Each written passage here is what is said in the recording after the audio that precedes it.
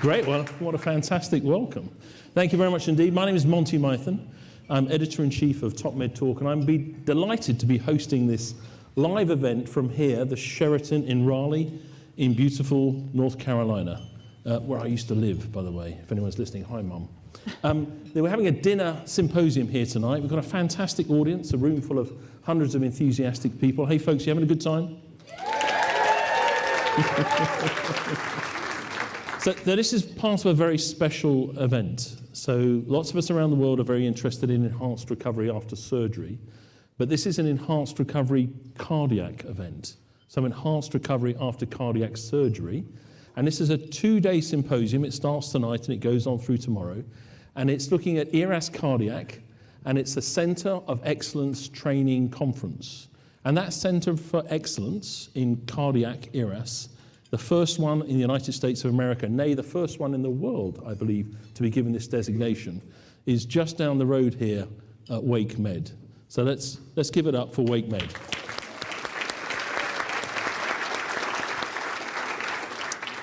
Now, I'm joined by my co-host, Desiree Chappell. Desiree, how are you this evening? I'm good, Monty. Good. And you're going to be here, you're looking after not only the people in the room from the questions, but you're looking after the rest of the world. Tell us, how's that going to happen? I am. So this is a live event, and we are broadcasting out to listeners and viewers from around the world. So hello, everyone. I hope you guys are having a fabulous night, and they're taking very good care of you. Thank you so much for joining us. And tonight's going to be a really interactive night, isn't it, Monty? It is very interactive. So not only are we hoping you get those questions coming around from the world, we're also hoping that you will ask questions in the room, but also make comments. And I've been talking to our guests who are going to come up here and entertain us, and they're going to be pointing fingers at people and saying, come on, you know more about this than I do. What have you got to say about it? So be prepared. Right, but for all of our guests at home, yep. Not actually at home, but for wherever you are listening and watching, please join us by Slido.com. That's our online Q&A platform. Can we get Slido up for a second, guys, on the screen? Have a look. There it is. Yeah. So www.slido.com. And then the code you put in is Edwards, our generous sponsors for tonight and tomorrow. Edwards Life Sciences, Edwards, EDWRADS 1919. And we'll come back to that repeatedly to explain it. So we're going to start, this is in 2 sections tonight. We're going to start with 2 short lectures and a discussion. And it's a very special moment. I think we should stand for this, actually. Because relatively recently formed was ERAS, Cardiac Surgery, Enhanced Recovery After Cardiac Surgery Society. And we have with us one of the advisory board members and the inaugural president. Gentlemen, if you'd like to come and join us on the stage. Thank you. Dan, great to see you.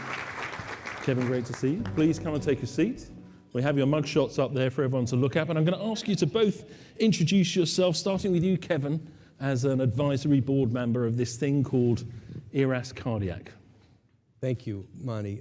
Kevin Lobdell. I'm from Charlotte, North Carolina. I've been involved in quality efforts for about the last 15 years, and Dan and I got to know each other in the last few years through the enhanced recovery efforts. And Dan, where are you from? Oh, I'm from Springfield, Massachusetts. I'm a Massachusetts native. I trained at Brigham and Women's Hospital, and I'm a cardiac surgeon. And I've now started to focus over the last, I would say, 5+ years more on perioperative medicine, and help to get this group of very engaged experts together and work to standardize best practice.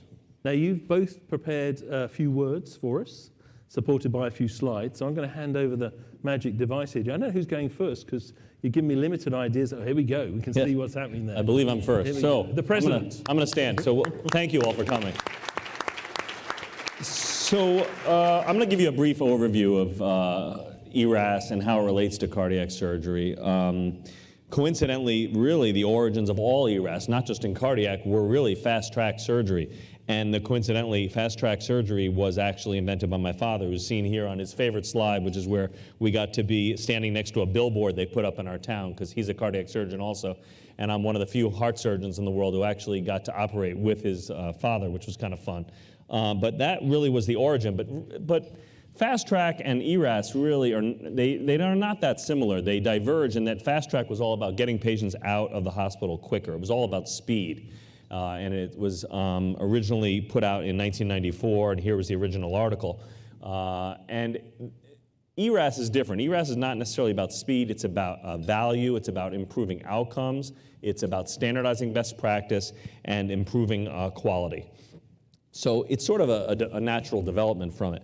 This slide is really the one most important slide that I put in every presentation, and I remind myself, and we're going to talk about it a lot, and if you're going to learn one thing tonight, it's that we are experts in the operating room. Anesthesia, cardiac surgery, we go to our meetings, we spend a lot of time discussing how to fix valves, how to sew on grafts, what valve to put in, how to maintain correct temperatures and bypass circuits and prevent bleeding. But it turns out that 80% of preventable mortality after cardiac surgery occurs outside of the operating room. So we spend 99% of our time at our relative anesthesia, critical care, and cardiac surgery meetings discussing the operating room section and skip the 80%, which actually may cause preventable morbidity and mortality. And that does also include the pre-op portion, which, as you can see from this slide, makes up 35%. And that would be something like an inadequately prepared patient for surgery. So what is enhanced recovery? Most of you in this room probably know. Most of you people who are watching probably have some sense, otherwise you wouldn't tune in, but it's a research-based approach using selected pre, intra, and post-operative interventions in concert to optimize outcomes and the patient experience. There's standard practice in Europe. Europe's way ahead of the North America in ERAS. You can't have surgery in Europe, at least in non-cardiac surgery, without being in an ERAS program. Usually there are 20 or so different components that make it up. And they've all been demonstrated to have resulted in significant reductions in length of stay, blood loss, time to ambulation, complications, and increase in patient satisfaction around pain. What caught my eye and a bunch of the board members' eyes were that about 2.5 years ago, we noticed that there were ERAS societies in every subspecialty, and except for cardiac. There was a thoracic, but there was no cardiac. And we came up with this novel idea, well, why don't we do it? Why don't we see if we can get together, read the entire literature that relates to this, and see how does it pertain to cardiac surgery? And people said, you can't do ERAS with cardiac because it's too complicated. You have that pump and all the blood loss and bleeding, and it's not simple, but it turns out you can do a lot of the ERAS components in cardiac. So we developed a society with a straightforward mission to optimize perioperative care in cardiac surgical patients through collaborative discovery, analysis, expert consensus, and then the subsequent dissemination of best practices. And this is just a basic overview. We'll be discussing really more of this in detail tomorrow, drilling down into the basic components. But these are similar in all ERAS protocols, really. We have some specific ones in cardiac, but I would say in general, the pre, intra, and post-operative components are somewhat similar. As we pointed out a little bit earlier, we have really only one dedicated center of excellence in cardiac per se right now, and that is Wakemed.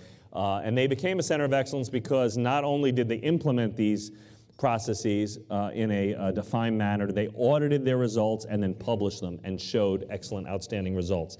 And that's really what defines a teacher. And this is the perfect example of why they're a center of excellence, because now they're teaching the teachers. And this group, these people in this room and these people watching this webcast, we are going to be the next centers of excellence and we'll be the next teachers. So the teachers are teaching us to contribute.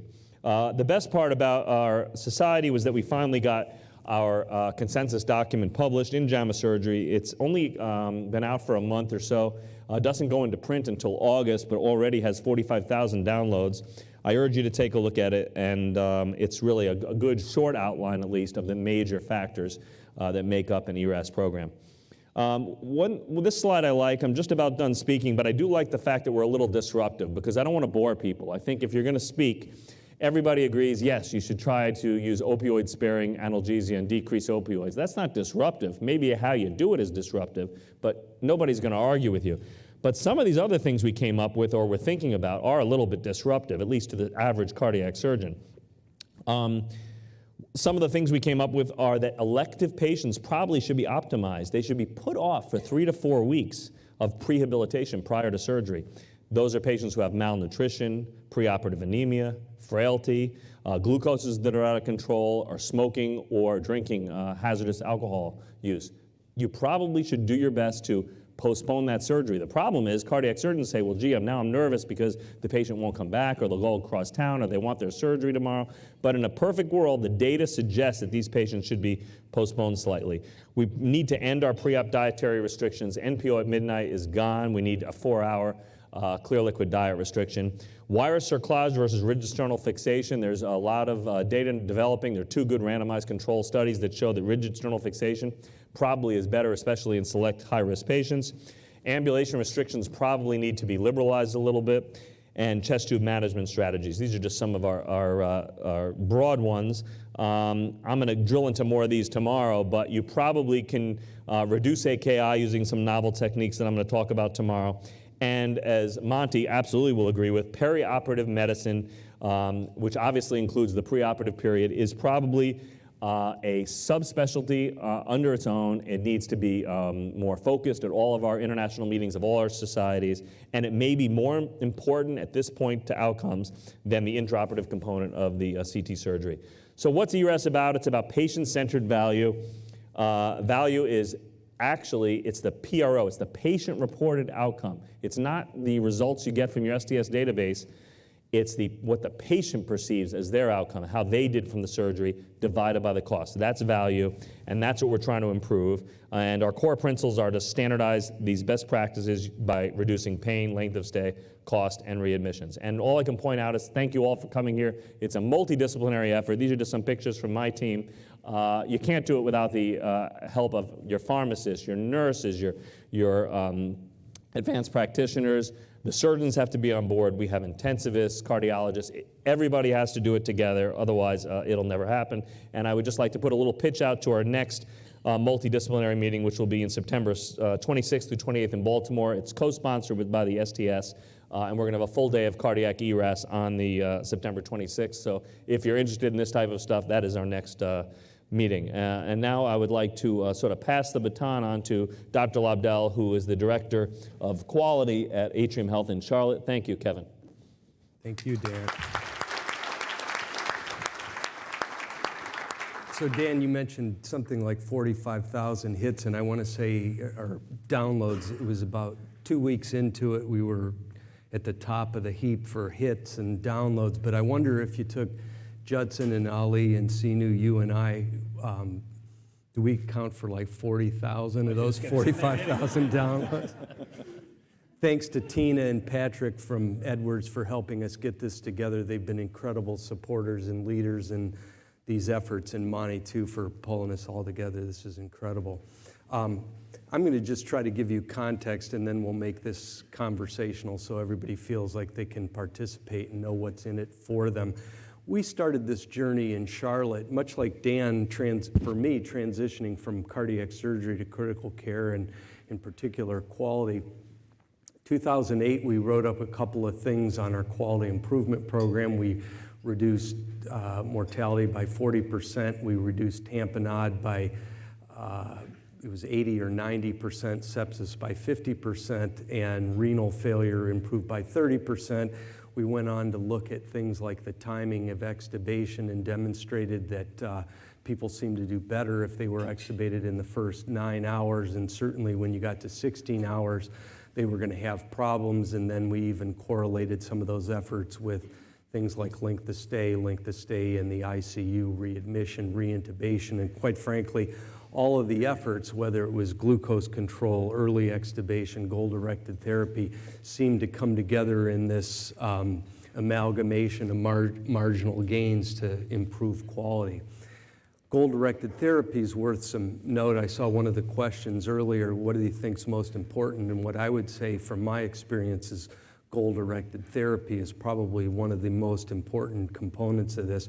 We worked hard at it. What you'll see there is just what we found, and we really wanted to institutionalize that. People came out typically a little bit cool, lower cardiac output. They needed a little bit of inotropic support, volume, something that those of you that do this every day see, but we wanted to make sure that we recorded that and we could share that with new team members. Interestingly, when you correlated that with renal failure, you look at our efforts, and we had a renal failure rate that was about 3 times the national average when I got there. 2004 is when I got there, but that goes back to 2003, and that was a real clue that we needed to do better. We set some goals for goal-directed therapy, albeit rudimentary, like cardiac index, SVO2, blood pressure, urine output, and then what would we do if we weren't where we wanted? And you can see over a period of about 10 years, we markedly improved it to where in 2014, in our coronary population, we had 0 cases of renal failure. In over a 30-month period, we had 3 out of 492 patients, or 0.6%. And right now, as those of you here that follow that in the STS database know, that's about 2.2% as an average. As you know from the work in Virginia, the complications are incredibly expensive. I won't go through all those, but you get that. And more recently, there was a study from Hopkins, again, focusing, say, on goal-directed therapy and AKI, that if we reduce that, as they put it, 10% AKI rate with cardiac surgery, by 10%, we would have the potential to save $100 million a year in the United States. Again, just quick summary, and then I think we'll go on to discuss this and take questions. Lessons that I've learned in doing this for 15 years is truly, as my wife always tells the girls at home, teamwork makes the dream work. Keeping score is incredibly important. People are innately competitive. If you give them data and you sort of foster this improvement, people want to do better. You have to focus on how do you learn quickly. You want the culture to be imbued with this concept of continuously improving. I think, as I sort of alluded to with the publications, by telling the world about it, you're taking your data, your analyses, and you're putting it before the world, and they're giving you feedback and telling you how to improve it. And with that, the team feels this upward spiral of success. With that, we'll go on to questions. Brilliant. Thank you very much indeed.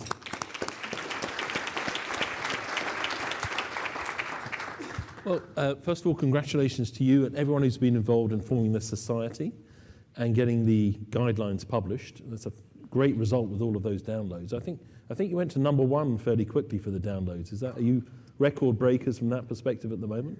Yeah, so we had, in that first 30 days, we had the record number of downloads. I think it's because there was a paucity of data.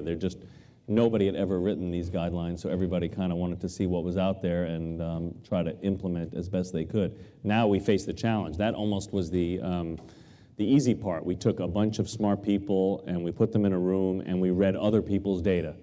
We didn't actually do any real research of our own. We just graded other people's research and put it in an organized fashion. Now the problem is, how do you actually implement it? That's the real barrier. How do you get from that step to getting it actually out there to the world and audit it? So that was going to be one of my challenges. We've spoken about this a little bit before and recorded a bit on TopMed Talk about it, is a lot of your reference data for enhanced recovery per se is colorectal or other enhanced recovery programs.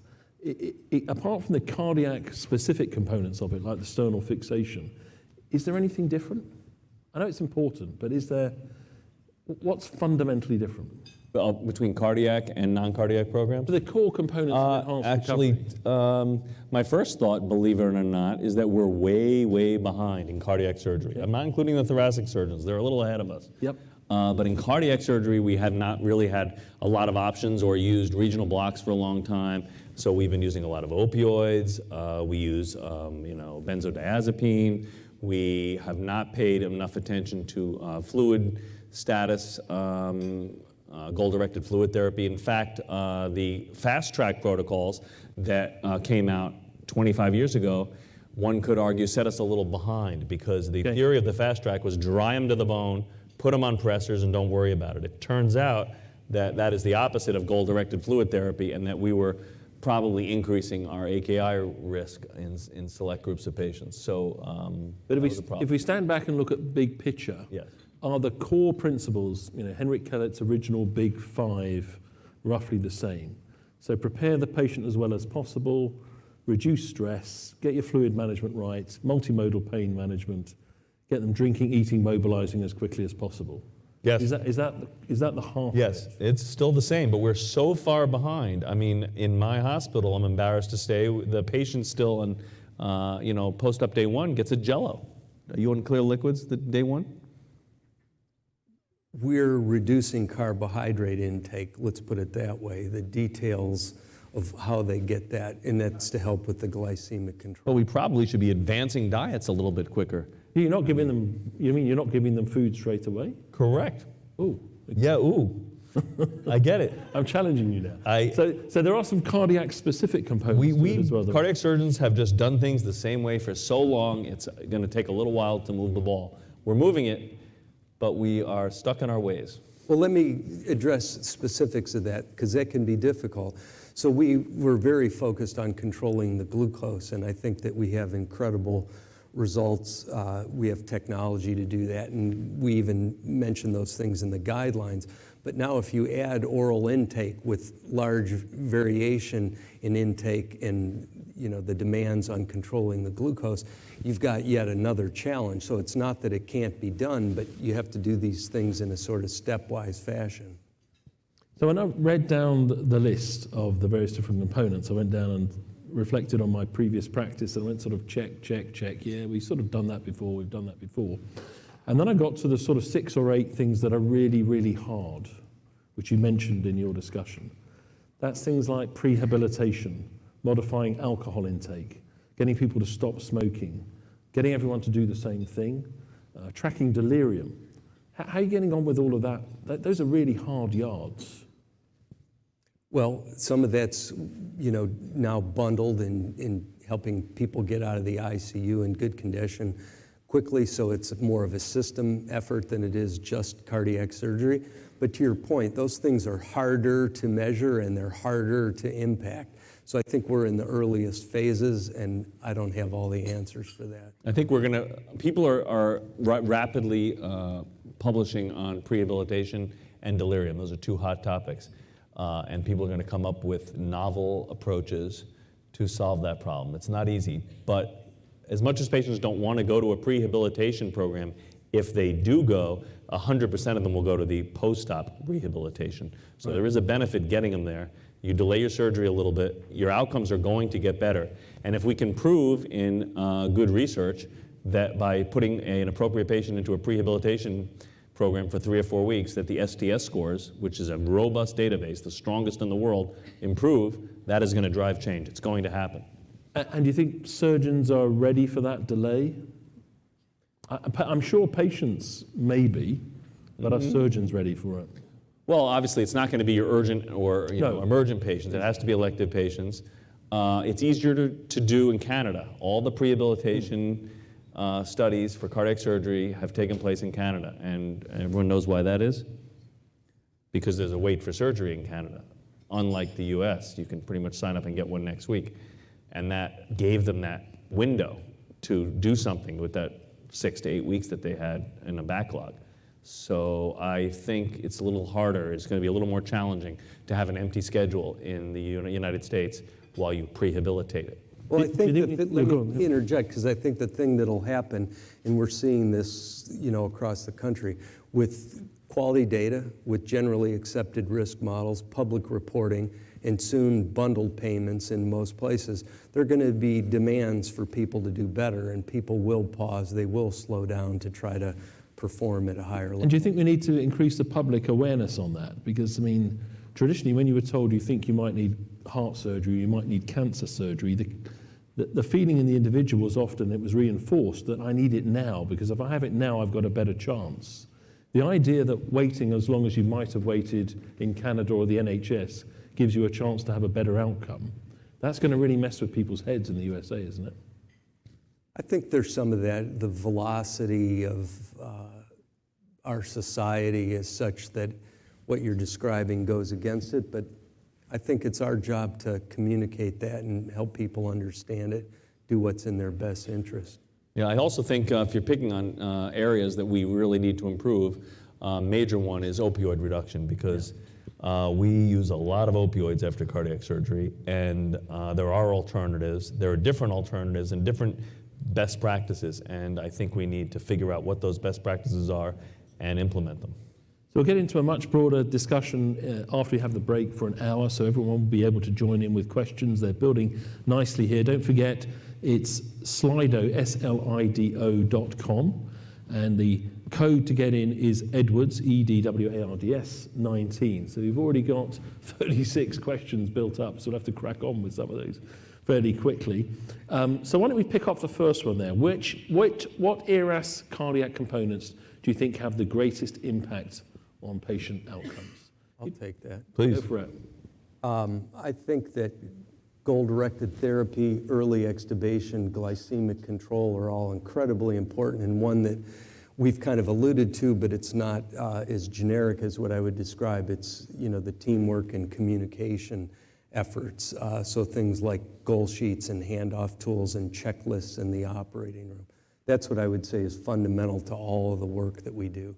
In other words, you don't do that well, you're going to have a hard time performing at a high level. And the other part that you pointed out to me when we were discussing these issues before this conference is that in the STS database, there's very little room for error, that you can become an outlier with just a slight little increase in any one of these poor outcomes. And it is publicly reported, and in an ACO model and bundled care model, these outcomes are going to be scrutinized, and there's no room really for that variation. So That's right. You can't have a high AKI rate, a high mortality, readmission rate, and it's tracked. Correct. I think we've all probably seen examples in the press recently where there are programs that have had problems and nobody wants to be above the fold news for negative deviations in outcomes. And I think what we're seeing, again, with good data, generally accepted risk models and the public reporting is this level of transparency that was never there before. And so what I'm actually seeing now is far more programs coming and asking for help when they're not exactly where they want to be, even if they're not necessarily a negative deviation. So it seems like perfect timing, whether you call it quality improvement or the enhanced recovery, to focus on these areas that are outside of the traditional technical issues in cardiac surgery and try to perform in a very reliable way at a very high level. It always amazes me, though, the variation in care. Within one city, let's say you have 3 programs, the way that patients are taken care of after cardiac surgery varies completely. Even just such simple things as, do you use chemical thromboprophylaxis to prevent VT, venous thromboembolism? It's not necessarily the standard of care at every hospital, but after looking at the research, we have come out and stated it is. Once you stop bleeding, you need it. So you say, I see that institution by institution, state by state, country by country to a certain extent. What about the practitioner to practitioner? Because I used to really find it difficult when I worked in this neck of the woods, is that one surgeon knew that this was the right thing to do, and the next surgeon knew something slightly different was the right thing to do, and the next thing. And there were very subtle things, but it was very hard to keep track of that. So I think what we did in a very pragmatic way, and Dan and I have probably been fortunate, having background in cardiac surgery and transitioning to critical care, to have credibility with our colleagues, but don't spend a lot of time on things that you couldn't agree on. In other words, do the things that everybody could agree on, and you start to do that and you see the results, and there's this upward spiral of success, and people are willing to take on some of the more difficult or controversial things. Also, surgeons hate being outliers. So if you get a good metric board and you color code it correctly, nobody wants to be red. They don't even know what they're looking at, but they look and they go, I'm red, that guy's green, I'm going that way. That's a great point. I put, one of the points was to keep score, and it comes from this book, The Great Game of Business, by Jack Stack. And if you use North Carolina as an example, he says, everybody loves basketball, right? Right. Duke, yeah, UNC, yeah. And he said, if you take down the scoreboard, how long are you interested in what's going on? It's just a bunch of people running around. And I think we've all probably experienced that at times at work, like it's too ethereal. But what we did, an example of that, is we put, the day and the monthly running rate of early extubation every day in the unit is we were early on in the process. Then we built a point of care database, incorporated that, and then somebody said, well, we need to track glycemic control. Okay, we'll do that. We need to track removing of the urinary catheter. We did that. And it became a way of keeping score and getting people motivated. We're competitive. Scoreboards make a difference. Right, we're coming to the end of our first session here, folks. The questions are piling up. So very shortly, we're going to take a 15-minute break. So for those of you listening around the world, you want to go and, do whatever you want to do in the 15 minutes. If you're in England, go and make yourself a cup of tea, I would suggest. For anyone here, please do go take a bio break, recharge your glasses and get ready. Keep those questions piling in to slido.com, but maybe not some new ones because we've got 43 to get through in an hour. Maybe vote on the ones, see what you can vote up and down the system. So let's give a very big round of applause to our first two guests.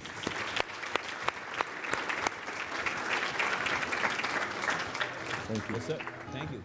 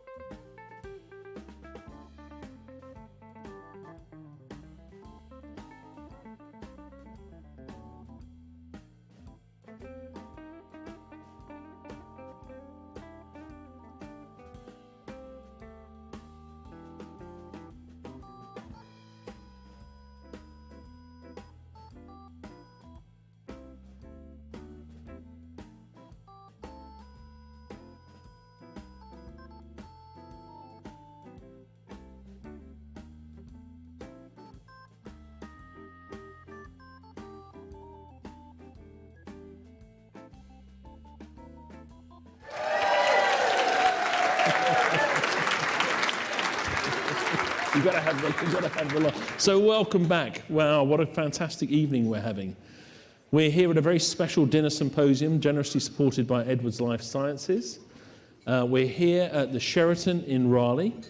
We're here celebrating the relatively recent formation of Enhanced Recovery After Cardiac Surgery Society. And one of the first centres of excellence in the world, in the USA, is just down the road here at Wakemed. So there's a programme going on here, as you all know. And tonight is the dinner symposium. Tomorrow, you're all getting into the classroom and going into the weeds about all this enhanced recovery after cardiac surgery thing. Now, we had two great presentations to begin with about why this has all happened.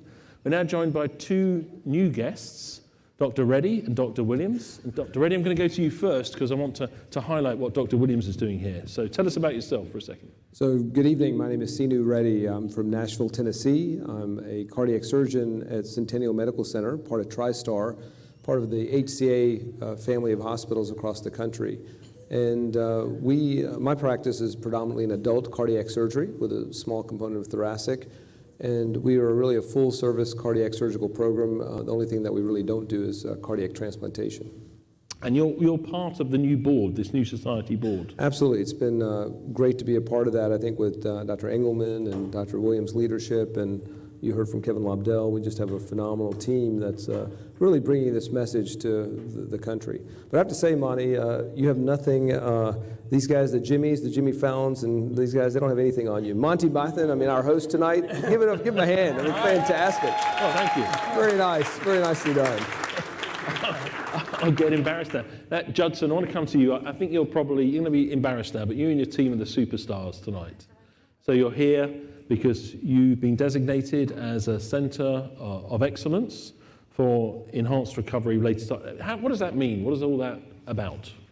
Well, the credit deserves to go to many of the members of the audience, Will Bradford and Gina McConnell and Aaron Ledford. It was really a multidisciplinary team that came together with the vision of applying enhanced recovery principles to cardiac surgery and having the belief that we could standardize best practice across a large health system in adult cardiac surgery. And the Center of Excellence designation is something we received in Toronto this spring. We're very proud of, and really was about not only implementing best practice across each phase of patient care, but monitoring the results, publishing the results, and seeking to disseminate the methods by which we applied enhanced recovery for the betterment of our patients. And that's a key component of it. The ERAS Society, in the broader sense, says this designation is there not to say that well done you, it's to say, come on, spread the word. That's right, and Mike Grant from Johns Hopkins, an anesthesiologist, introduced us in Toronto, and one of the things I was proud of that he mentioned was the first publication we ever had was in Nursing 2018, and right. We were on the cover of the journal, and it was a how-to paper. It was how to implement the design, the rationale of the enhanced recovery program, and so really before even publishing our own results, we published how to form the team and how to work through the logistics of enhanced recovery for a complex specialty like cardiac. And the first author of that paper, I think, is here tonight. Is that right? She is, Gina McConnell, right there. Let's give Gina a round of applause. Gina, stand up. Stand up. All right. There we go. Yeah. Fantastic. Yeah. Desiree, thank you. Can we get a microphone? Not to put you on the spot, you weren't expecting this, I know, but if you wouldn't mind introducing yourself. Mm-hmm. Yeah, you're good. Yes, I'm Gina McConnell. I'm a cardiothoracic open heart nurse at Wakemed in Raleigh, here in North Carolina. I work with Dr. Williams, and I was part of the ERAS team. So. Now, you can tell us a little bit more about that. I mean, what we know is that actually these guys, put their names on the head of the order sets, but kind of the rest of us do all the work. Is that that? So what would you like to know?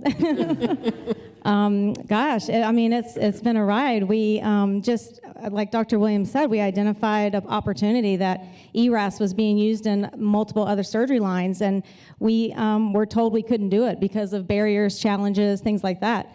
So we just kind of tweaked that existing ERAS pathway protocols and made it where it would work for our cardiac surgery patients. Very cautiously, I would say we were very nervous and very scared. We, of course, did not want to do any harm. So we cautiously did lit reviews and consulted with everyone across the country that would listen and help us, and developed a pathway that a year later had such amazing outcomes. We were shocked ourselves. So very proud of that. Yeah, I think that's a great point, Gina. You know, many of the tables I see in this room are from institutions that we actually reached out to for help in establishing our own protocol. And as we started the conversation, it's teachers teaching teachers here tonight. And one of the biggest challenges in implementation was breaking this idea of NPO at midnight. And that was something everyone said couldn't be done for cardiac surgery because these patients are getting TEEs, they're diabetic. This is North Carolina, your patients are obese. But somehow, and I'd like to hear from Dr. Bradford and Dr. Raja how they convinced a group of 30 anesthesiologists to break that mold and agree to give a carbohydrate load to an adult cardiac patient. We just simply told them what we're doing. Sorry, just for the record, you've been introduced, but could you introduce yourself? I'm Will Bradford. I'm one of the cardiac anesthesiologists. This is Dr. Atif Raja. He's also one of the cardiac anesthesiologists at Wakemed.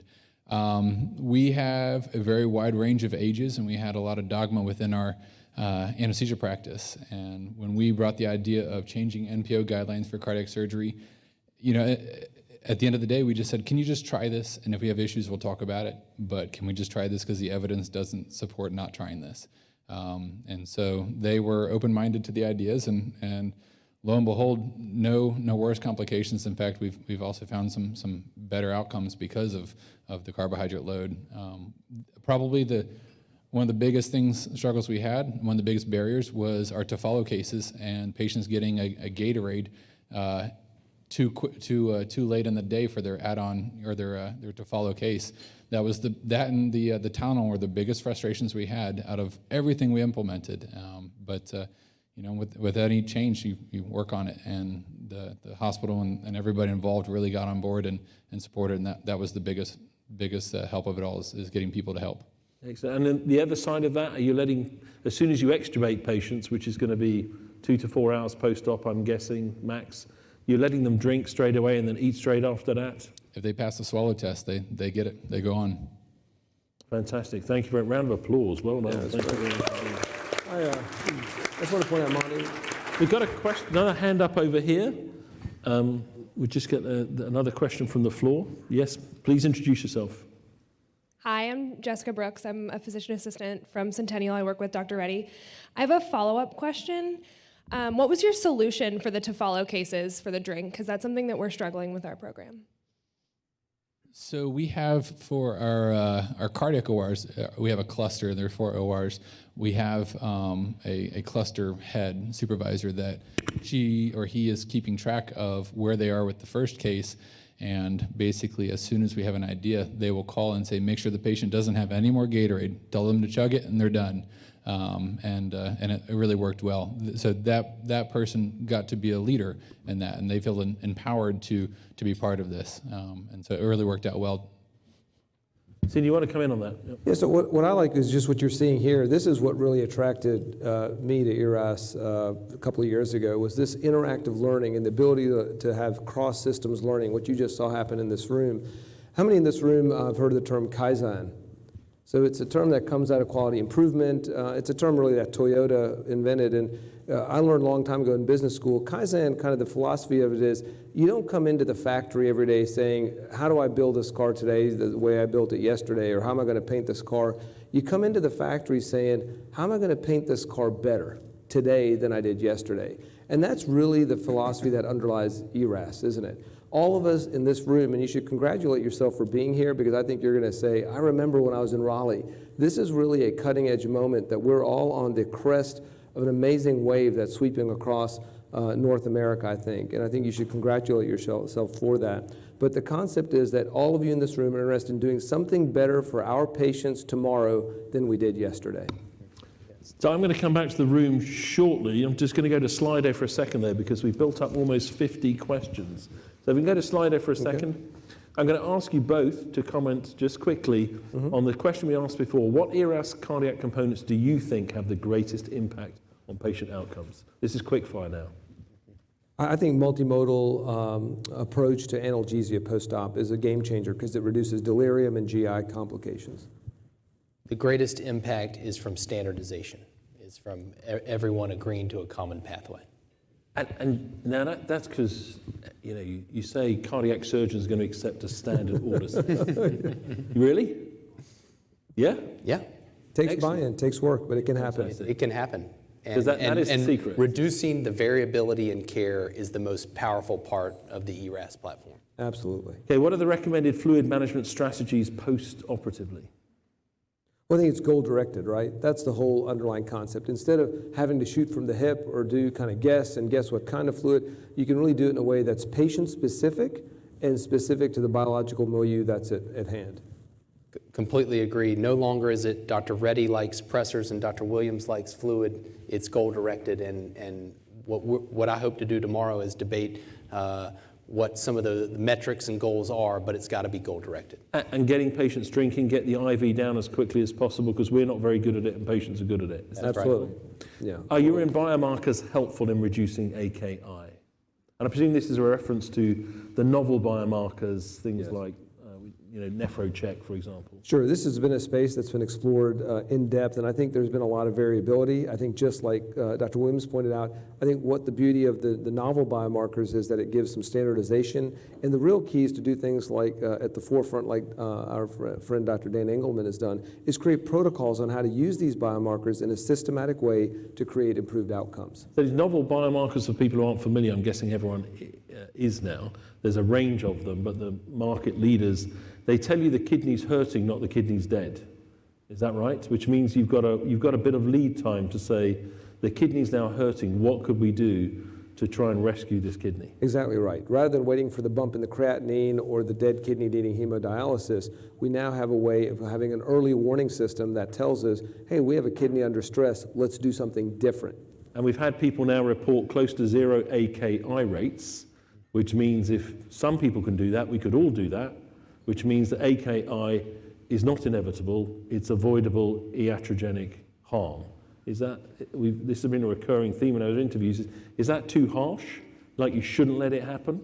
There's always going to be emboli and things like that, but accepting 30, 40% AKI rates is crazy, isn't it? Crazy, yeah. You've got to recognize it early and manage it earlier. Okay, I'll go back to the crowd in a second. What STS measures are of largest concern and most able to be positively affected by cardiac ERAS? Well, AKI is an obvious one. And Dr. Engelman loves to make that point. If cardiac surgeons know anything, they know AKI is bad because it dings them in the STS database. That's a big one. Yeah. I think you nailed it. I think AKI and respiratory or pulmonary complications. Okay, we'd love to go back to the floor now. Do we have anyone who gets their hand up and get involved? Who would like to come?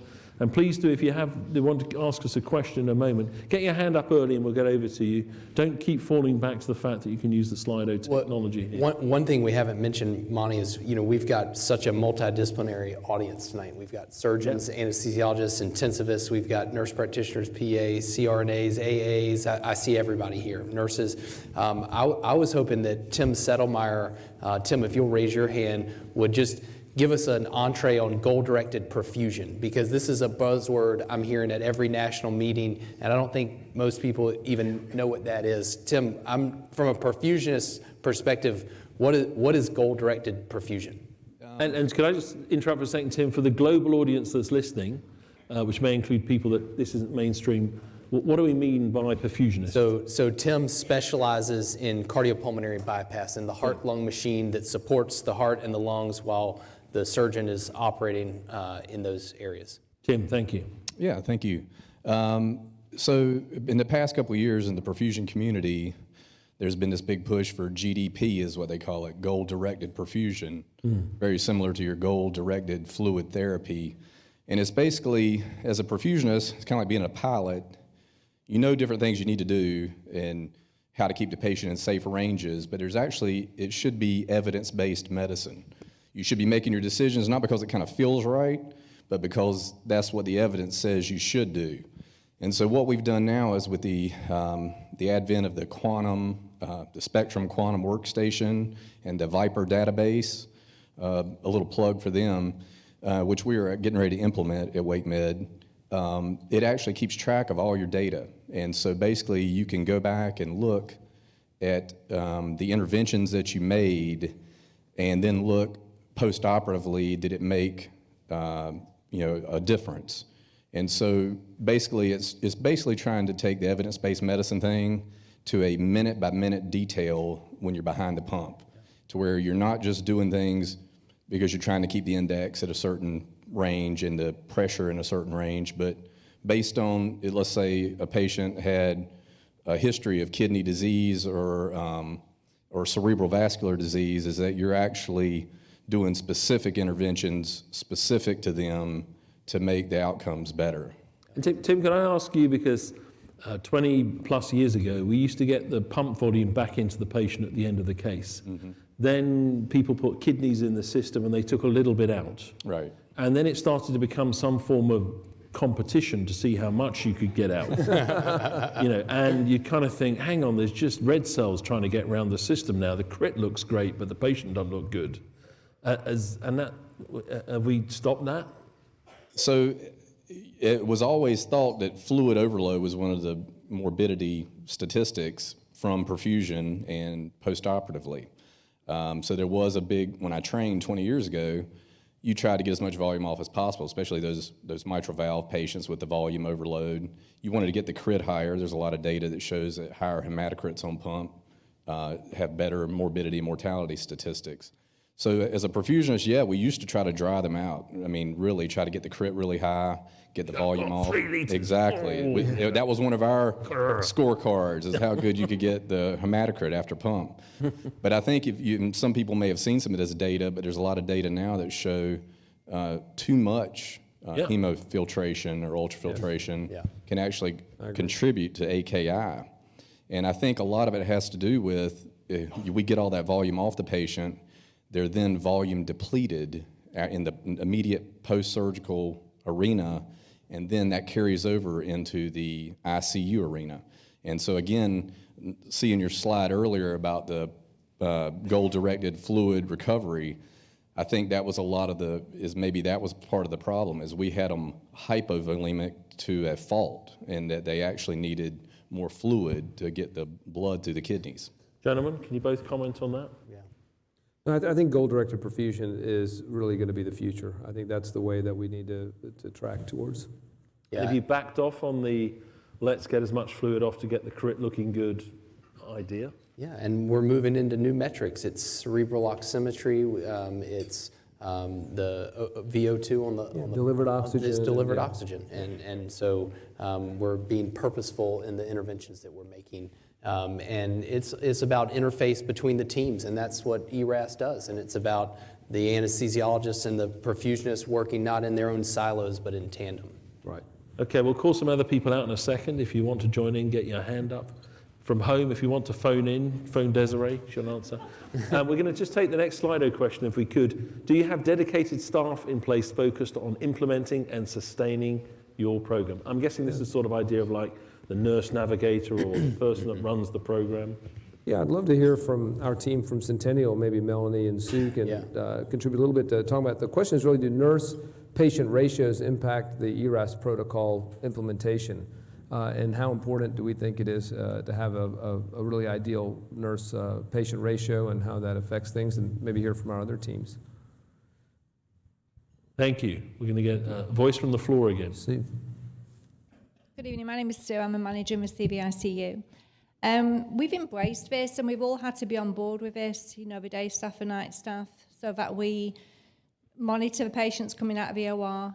Initially, there was holes whereby they didn't have the drink before they started, and we weren't following through on some of the medication. So these were just pitfalls that we all had to be aware of. But we've embraced it, and we've had to really be on board. It still can be a challenge. More of the surgeons are doing it now than initially Dr. Reddy when we started a pilot, so that's made it easier so we could follow through on that. But we all have to embrace it as the whole team. But do you have a specific post that leads and drives that, or is it spread through the team? It's spread through the team. Myself and Melanie, we took on initially the drive of it, and then we got the charge nurses involved. So it disseminates through the team. It's a teamwork. I think when we started in the pilot initially, if we'd had a navigator, it would have made it an easier transition to it. But we did learn along the way, and we grew, and I think we did it very well. What we've done is we've had multiple champions. We have an APP champion with Jessica here. We have a anesthesia champion that you met earlier tonight with Dr. Crouch. Just curious to other folks, do you guys have a navigator or a certain identified individual? How many in the room have an identified individual that is the ERAS coordinator? Excellent. That's great. I think that's going to be the way of the future too. Traditionally, it's been a contentious issue because there are two fields. I mean, I think the nurse navigator is an absolute key component of it. I think it's the secret to success. I vote for that very strongly. The flip side of that is if you don't disseminate it through the team, if for some reason you lose your nurse navigator, everything tends to go back to where it was before. So it's a careful balance between the two. The nurse navigators successfully disseminate everything through the team, I think, which is great. Another quick Slido question. What technology does Edwards have to offer as part of an ERAS cardiac program? So this is an Edwards supported program. What do you guys use? Well, for us, certainly the ability, you heard about goal-directed perfusion tonight, but I think the key is really goal-directed therapy in the post-operative period. With a PA catheter or with an arterial line-based technology or with a finger squeezing-based technology? Where are you on the PA catheter, no PA catheter? What do you guys do at Wakemed, since you're the center of excellence? We're doing all three. Yeah. Okay, there you go. You know, maybe I'd like to direct to Dr. Raja if we could get him to stand up and give him a microphone. And you know, Dr. Raja is someone who often sees around the corner, and I'm curious how he would answer that question. So good evening, everyone. So I'm Chief of Cardiac Anesthesia with our group. The privilege to work with all of the people you have seen tonight. So the way I look at it is we're in the middle of a revolution in terms of thinking, not just for ERAS cardiac surgery, but how we look at vitals, and particularly flow.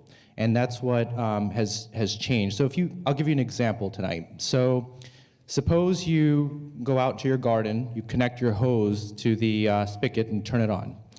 And there's a certain amount of flow coming through that garden hose. Now, with that flow that's coming out, you know what amount of water is exiting. If you were to measure the pressure at the end of that hose, you would know that it's relatively low unless you kinked it and the pressure would rise. So we've been taught as clinicians, all of us in this room, that when your blood pressure is high, you're probably getting a lot of good flow in the body, but that's not necessarily true, because if you kink the garden hose, what happens to your flow at the end of the hose? It decreases. So same with perfusion, goal-directed fluid in perfusion, goal-directed fluid afterwards.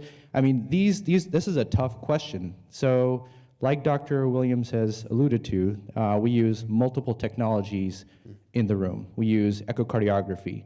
We use blood pressure monitoring through arterial line using some of Edwards' products to measure flow, cardiac output particularly, PA catheters, and now we have cerebral oximetry. So there are three vital organs in the body which ERAS cardiac surgery addresses all three. So kidney we talked about, very important, very sensitive organ, heart of course, and then the brain, which is often forgotten, which is ironic.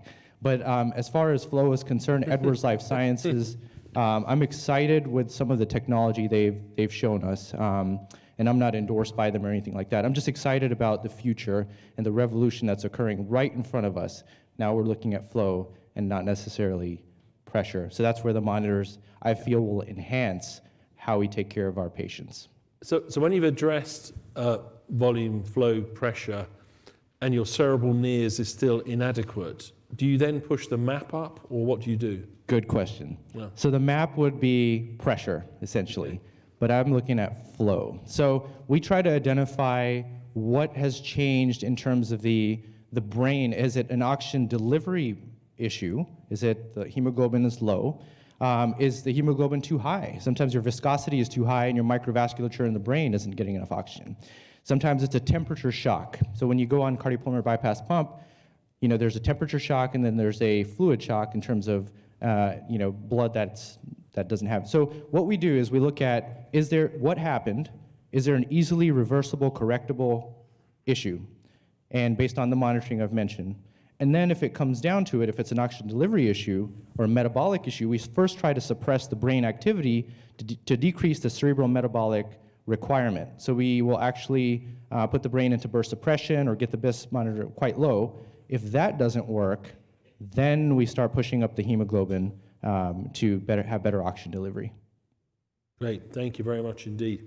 Going to go back to Slido for a second, because we've still got a lot of questions to get through. How much amiodarone is recommended perioperatively for AFib prophylaxis? Do you do that? Is that known to work? We don't use prophylactic amiodarone. I know that the protocol at Johns Hopkins gives it preoperatively. We don't do that. Do you do that, Sinu? We do it selectively, Yeah. and then certainly we can identify those patients that are high risk to develop AFib, and in those subset, we run those patients at 1 milligram a minute for the first 6 hours and then drop to 0.5 milligram a minute thereafter and then convert to oral. I'm curious in the audience, who gives prophylactic amiodarone after adult cardiac surgery? Okay. Good.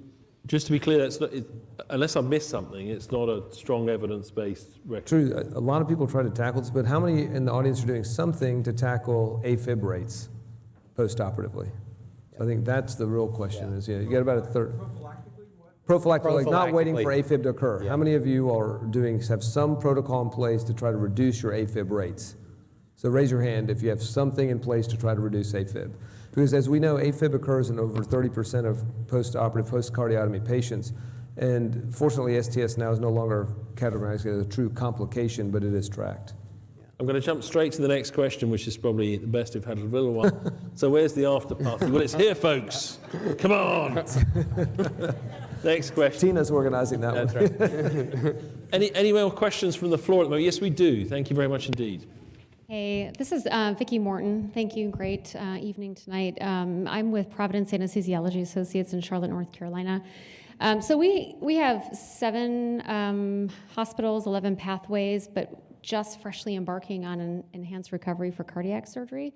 But I heard in the last session talk about regional anesthesia for cardiac surgery, and I wanted to know more about that. What are the options for regional anesthesia? Using any blocks for your... Yep. We're using blocks. We used blocks today. Had a patient extubated in the operating room. I'd love for one of the anesthesiologists in the room to comment on this question. And this is the heart of ERAS, is the multidisciplinary component, rather than have the surgeons talking about the block options. Right, yeah. Anyone ready to suggest which blocks they're using? Because this is always a challenge as well in the context of anticoagulation. Some of the residual... Get Dr. Gaddy up there. Yes, thank you very much indeed. Can you reintroduce yourself? All right, so Matif Raja again, hello.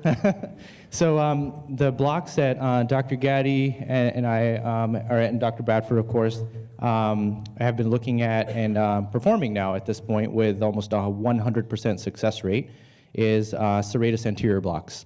And we go pretty far out, rib number 4 and rib number 5. We place these blocks. I mean, you can place them at the end of surgery or you can place them at the beginning of surgery. So we chose to do them at the beginning of surgery. That's to reduce overall opioid requirements in a 24-hour span, because normal for cardiac surgery is 1,500 micrograms to 2,000 micrograms at our institution. So we've been able to reduce it to 200 or 100 micrograms, which is amazing.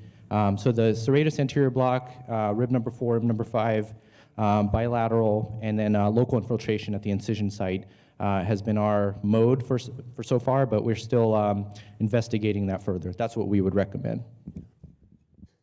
I'm sure your surgeons in Providence, worry about case delays and that sort of thing, and that's been a challenge for us, but fortunately has not been an issue. I was just going to add, Will Bradford here, that there is a lot of idea about what all types of blocks you could do. There's the serratus anterior, there's the PEX blocks, there's the surgical intercostal blocks, kind of parasternals, there's the rectus sheath blocks for the chest tube pains.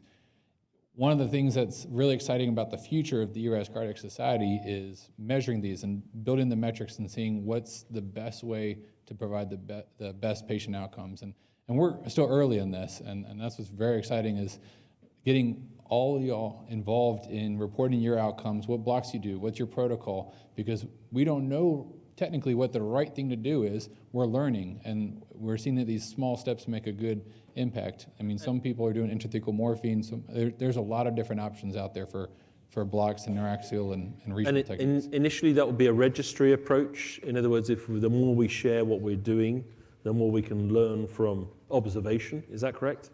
It's not necessarily straight into RCTs, it's sharing information registries. That is to come, yes. Yes. Fantastic. We have another question from the floor. Sorry, Vicky, you're back. Follow-up question. So are you using bupivacaine? What are you using for the, okay, just like 1/4%? 0.5%. Sorry, microphone, please. Thank you. 0.5% bupivacaine, 20 mils in each side. So we're going to have a change of personnel on the stage shortly, but before we do, we're going to take the last Slido question before we change our persona dramatis.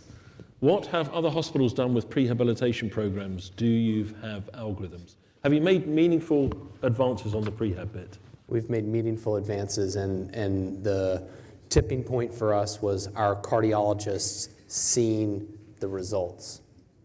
And once they saw the results, then they're more comfortable with the in-STEMI, with multivessel disease, who have multiple risk factors that require preoperative optimization.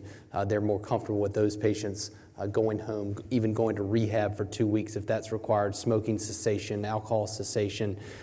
These components have been huge for us. And the rehab programs that are in place in many places now for patients undergoing major non-cardiac surgery, you don't need a different rehab program, do you? You can use the same anemia clinic, you can use the same smoking cessation. Yeah. They're all there, aren't they? Yeah. Yeah. I think it's exactly what Dr. Williams said. It's the recognition that the acute discovery of chronic disease is not an emergency. The real urgency is to get this patients in the best possible shape they can get into to undergo a major procedure. Okay, gentlemen. Can I ask we're going to have a change of personnel. Yeah. Oh, you want to come in for a second before we One last question. change out? Yes, sir. For these two, Dan Engelman, for these two gentlemen. So both of you have recently been using an emerging technology, which maybe many of the people in the audience have not heard about, which is the portable ultrasound. Yeah. Specifically, the plug was for the company Butterfly IQ. Do you see this, having used it both firsthand recently, as having a role in future, let's say, ERAS 2.0, 3.0 standard of cares? What's your thought about that? Maybe you can also explain a little how that works. It's a handheld ultrasound. Yeah, this is certainly a potentially disruptive technology. It's a handheld ultrasound probe that hooks into your iPhone and provides extremely high quality really echo images, and I've used it. I then passed the probe. It's not prohibitively expensive, but I sent it by courier to Nashville to Dr. Reddy. Arrived safely on my doorstep. Yeah. It's really a groundbreaking technology. Yeah. It puts an amazing amount of power in your hand. You know, what a device that used to be $125,000 is now available for a few $1,000s. But more importantly, it brings the portability and accessibility of quick diagnostic capabilities to your bedside. I took it with me and was able to have a patient in my office quickly they'd had some vein stripping, so I could quickly scan their lower extremities, and it was a game changer. I knew that this was not going to be a endo harvest for a saphenous vein. I quickly reposted the patient for a radial harvest, and so we're going to be able to do 2 of your bypasses, and we're going to do hybrid surgery and have stenting for your other vessel, because I knew conduit wouldn't be there. You remember those nightmares of being in the OR looking for vein all day, your morning shots. Absolutely, and I carried mine around on rounds on Memorial Day, where we were short on echo staff, and I had this thing in my pocket, and I could rule out tamponade in our sick ICU patient immediately on rounds, with the whole team standing there. It's potentially a game changer. Well, gentlemen, thank you for giving up your time. Thank you for all your good work. Yeah. A round of applause for our departing guests. Thank you, Michael. Great job. Yeah, great job. Please. A lot of fun. So I'd like to welcome back a previous guest and a new guest. Please, gentlemen, come and join us. Ali, good to see you. Kevin, good to see you. Please, make yourself comfortable. take the hot seats because they are literally hot now. So, it's a long way down at my age, I tell you. So, Kevin, if I may, welcome back. Good job. Very Got a new voice, a new person on the stage. Anesthesia team. It's good to meet you guys. Oh, gentlemen, you've still got your mics on, I think. Could you please introduce yourself? Tell us where you're from and what you do. Sure. My name is Ali Konizad. I'm a cardiac surgeon in Long Beach in Memorial Care. And I specialize in aortic and atrial fibrillation surgery, but I do also a lot of general bread and butter cardiac surgery. We've been interested in ERAS for about a year and a half, and I'm excited to have my team here joining us and being involved. Wave to the team, if we could, please. We see where the team are. Welcome, team. We'll get the truth from you later. It's fine. There you go. The other challenge that we have is also a multi-centricity of our system. Our system is a really integrated system, has 4 hospitals that really do open heart surgery, including a children's hospital. And we really dominate Orange County and South LA area with 250 locations. So to get all of them on board takes a little more effort, and we're excited about the process. So, yeah. So do you do that by creating a community and sharing best practice, or do you have some degree of command and control? You're absolutely right. Best practice meetings have been instrumental for us. So we have really champions from the 3 main hospitals that do adult cardiac surgery. And we have champions in anesthesia, nursing, allied healthcare, nutrition, you name it. We have cardiologists obviously on board. And it's very important to develop it on each center by itself, because every heart center have their own niches and strengths and weaknesses. And we have to implement the ERAs based upon the current infrastructure and then, increase it obviously. So it's very important to get buy-in first, get all the stakeholders involved, and it takes a while, so yeah. But Ali, from your perspective, as you said, you've started relatively recently, but with a big system. Have you had the same rewards that everyone else has reported? Have you had happier patients, better outcomes, happier staff, a financial return on investment? Same old, or? I think we have a happier staff. Is that right, guys? Yeah. Well, I think we initially started some of the ERAS protocols on my patients, and that started about a year and a half ago with opioid-sparing pain medication. We actually implemented the temperature management in our cardiovascular system and open heart surgery patients, and I've seen significantly drop in our delirium postoperatively, and that has changed significantly. We can extubate the patients earlier, so I can see it in our own patient population. Now, we need to implement this really across all the surgeons. And the challenge in our system is we have also cardiac surgeons that go to multiple hospitals and are only partially located in our hospital. So how to get them on board, interested, that's a challenge that we're working on medically. So is there anyone from your team you'd like to pick on to make a comment? Yeah, I got Carol Hansinger. Yep. She's spearheading the process. Carol, here we go. Welcome, Carol. Thank you. Hi. Okay, so what question? Tell me about your process and the work that you've done in terms of subcommittees within Long Beach and other places. I'm Carol. I'm the nurse practitioner. I'm our coordinator for the nurse practitioners in cardiac surgery. I'm champion for nurse practitioners at Long Beach. We have a best practice committee. What I've done individually is, based on all the protocols, I've developed subcommittees. So I have a pre-op, intra-op, post-op, but then I have a nutrition subcommittee, a diabetic subcommittee, which is where I'm going. So we've already had our first initial meetings in the intra-op, pre-op, post that has a champion anesthesia, cardiologist, our CMO, and then in all the subcommittees, that's where I figure we're going to plan our standards based on these guidelines. And we haven't gotten to that part yet. That starts on Monday. But yeah, so that's where we've gone. And I've introduced this, or I've brought my ideas to our best practice and with all the other nurse practitioners. And yeah, that's where we're at. Terrific. So all of these meetings we tend to have, there's a lot of rah-rah and good news and happiness and joy and champagne corks popping. But getting all this stuff done is really hard. What have been the hardest bits? I'm going to say the hardest is just like he said, we have surgeons, multiple surgeons that go to other facilities.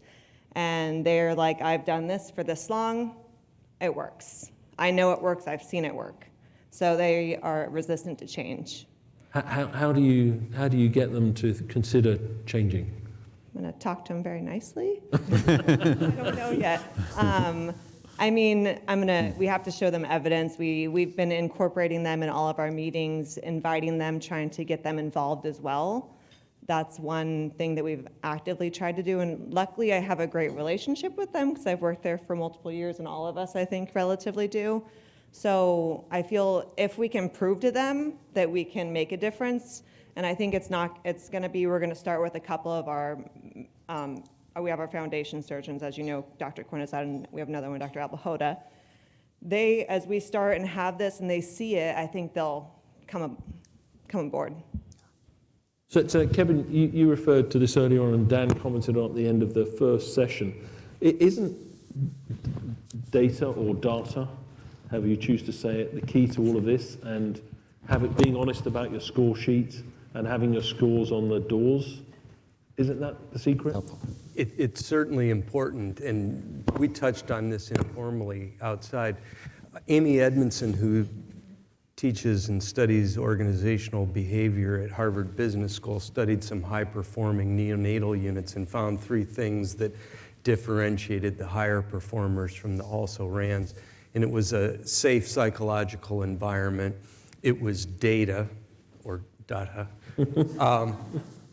And thirdly, it was teach people what to do as opposed to really the why. Yes. And I think that that's really important pragmatically, because we've gone through a lot of iterations of educational programs, and I'll separate education, more the theory and so forth, from the training and practice. I think it's a lot more important, for example, to teach people what the goals are with goal-directed therapy than it is every last detail of each inotrope or a specific fluid.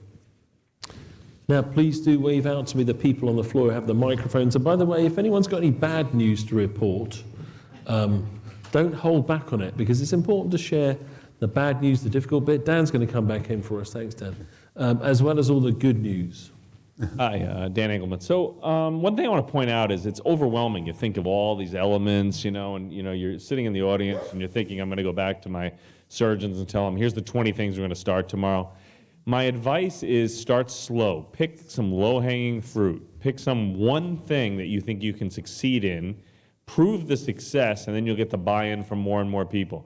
Have a monthly meeting, and let's say reduce opioids, earlier extubation, something you can prove a good outcome, but don't take it all on at once. That's my one piece of advice. And the second is that you're seeing a lot of surgeons come up on the stage, but I want to point out that our ERAS Cardiac Society is made up of 50% anesthesiologists, so it really is just as much anesthesia focused, because they really are providing all of the intraoperative and a lot of the postoperative care, so they shouldn't be ignored at all. And nursing and pharmacy and every allied health professional. Absolutely. Well, it turns out, we come up with these ideas, but I mean, we're the first to admit, as will, Ali and Kevin will admit, we really don't do any of the work. We just sort of tell this group of people, please somehow figure out how to extubate all my patients 2 hours earlier, and then we run to the operating room. So they're doing all the work, and they really deserve all the applause, and it's true. You're right. Agree?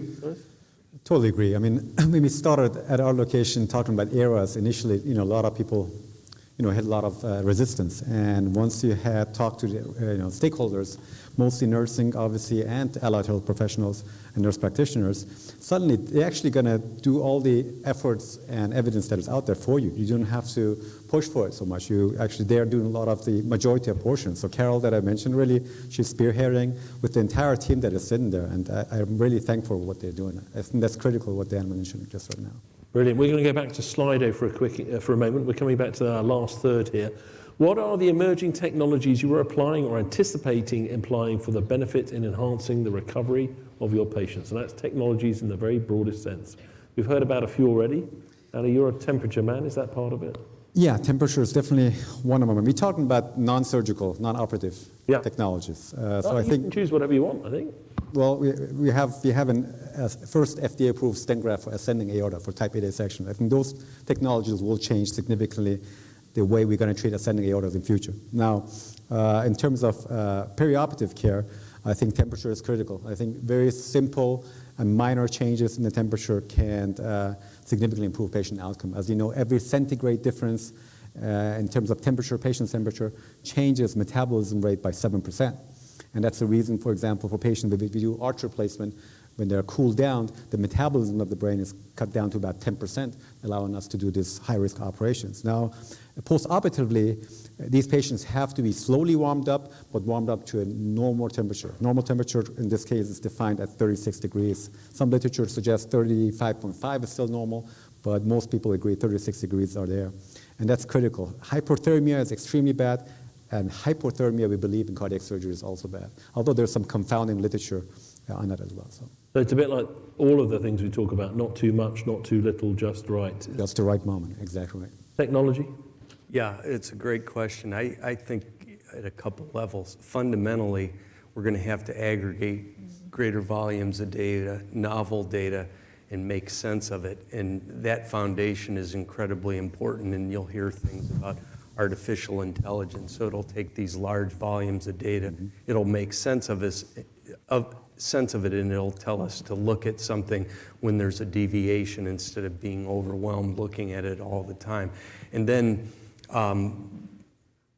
more practically, and maybe more like we're used to talking about in medicine, I think that you're going to see novel technology, say for, as we're seeing with Edwards, for goal-directed therapy that go from the traditional blood pressure, cardiac index, SVO2, to looking at waveform analysis and integrating this and telling us that there's opportunity to give volume in a more thoughtful way. I think of that as more like macro goals. And then I think on the micro side, we touched on that a little bit with things like biomarkers that are going to help us understand things at a molecular level, personalize it, and that journey is going to be what, at what time, and then in what combination to help us make more sense of these things. Because on that front, Edwards Life Sciences has what I think is the first approved technology in our space, the hemodynamic space, for this hypotension prediction. Have you had a chance to look at that or use that yet? Earliest stages looking into it, but not practical experience using it. Ali, have you had a go? Have you seen it? Unfortunately, it's way cool. Yeah. Well, everyone will have to sort that out. So next slide question. What does pre-op optimization look like for cardiac patients who need to go to surgery quickly, stroke urgently? Are there any simple things you can do in 24 to 48 hours? That's a common thing in our hospital. I think I would say probably 70% of patients that we go are going urgently or emergently to surgery. And for those patients, I think the initial is just a communication with the patient and an understanding what's going to be the pain level, what's going to be the next few steps after surgery. All those things can significantly improve patients' expectation, ultimately pain control, reduce pain control. I think delirium screening is going to be a big one in the future coming up. We talk and started, obviously, the opioid-sparing pain medication. So we do gabapentin preoperatively a day before. We stop ARBs and ACE inhibitors 2 days before. If there's CABGs, they get beta blocker and aspirin, and hemoglobin A1C screening, etc. So, Kevin, anything else you do? Yeah, I think probably touching on what Judson mentioned earlier, and that is having operational routines is key. And a little beyond that, I think it's incredibly important to quantify risk and institutionalize risk mitigation strategies. If we don't do things like that, we're at risk of the biases. One that I always laugh about when people think they're not biased is what percent of U.S. drivers think they're above average? 86%. Somehow it doesn't add up. And I think, again, if we don't quantify these things, we do what we think works or what we were taught 30 years ago, as opposed to having numbers and strategies that are evidence-based to attack these problems. We have a comment, a question from the front. Please reintroduce yourself, sir.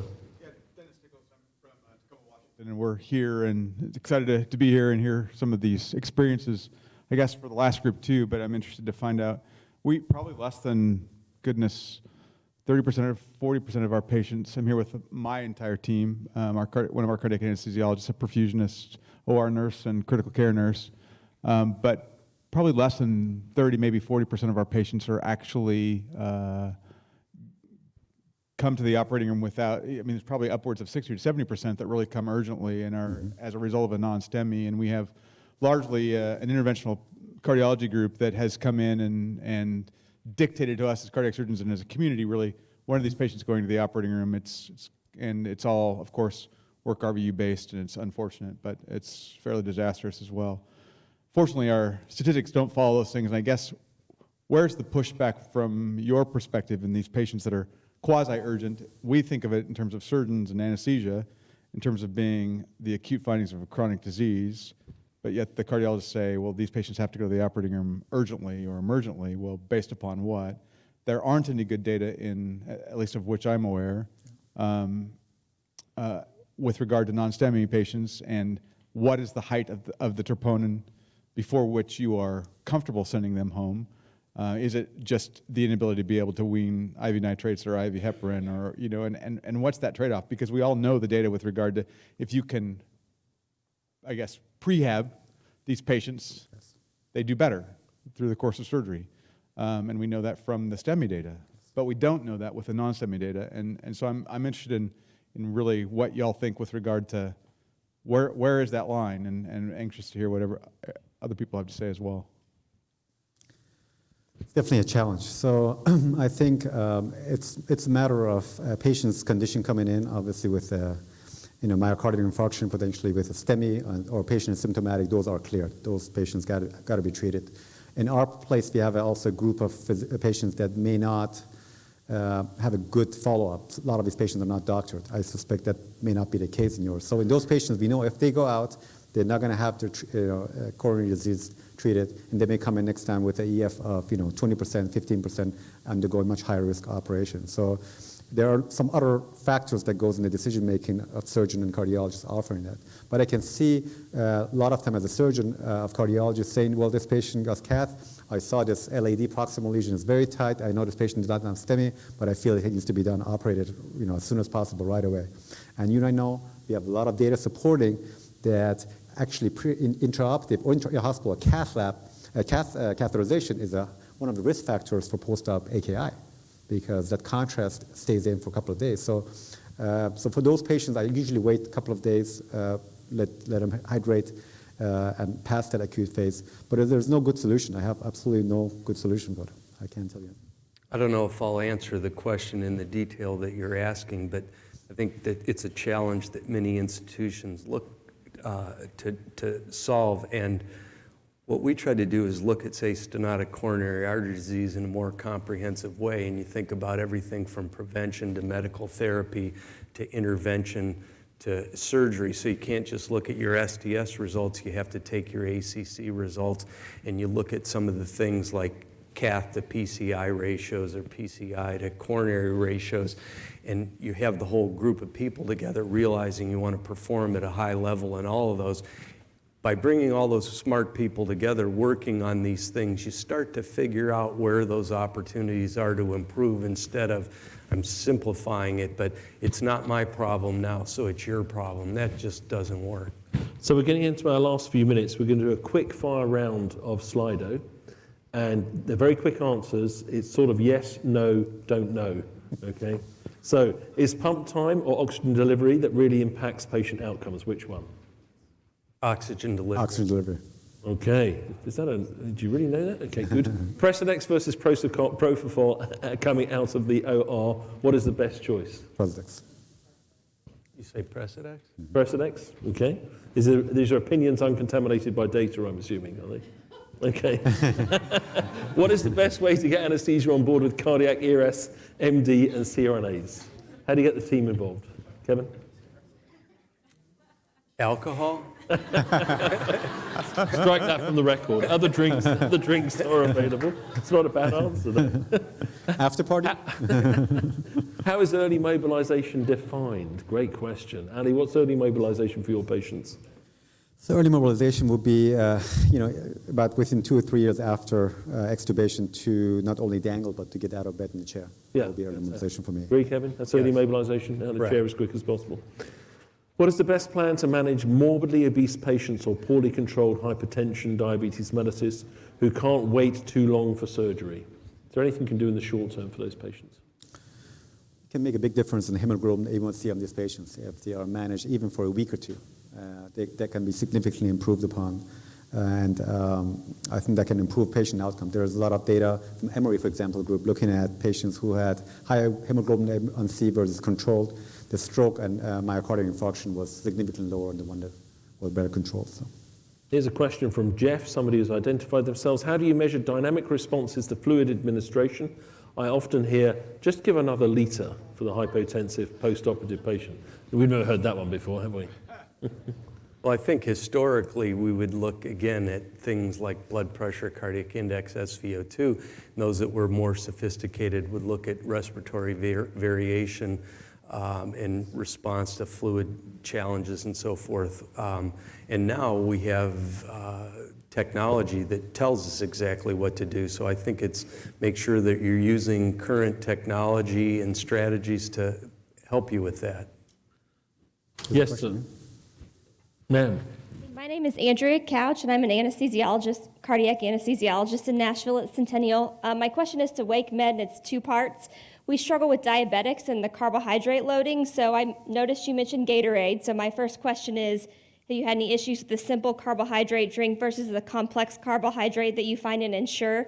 And secondly, how are you managing your diabetic patients? Are they not drinking the drink? Are they drinking it like everyone else? In addition to cardiac ESR, we do enhanced recovery for all of our service lines, and this is a common topic of conversation every day. What should we do with our diabetic patients? Would you like to, part of the Wake team, like to come back on that? The classic, the carb drink for the diabetic. We're going to microphone over here for a moment, if that's okay.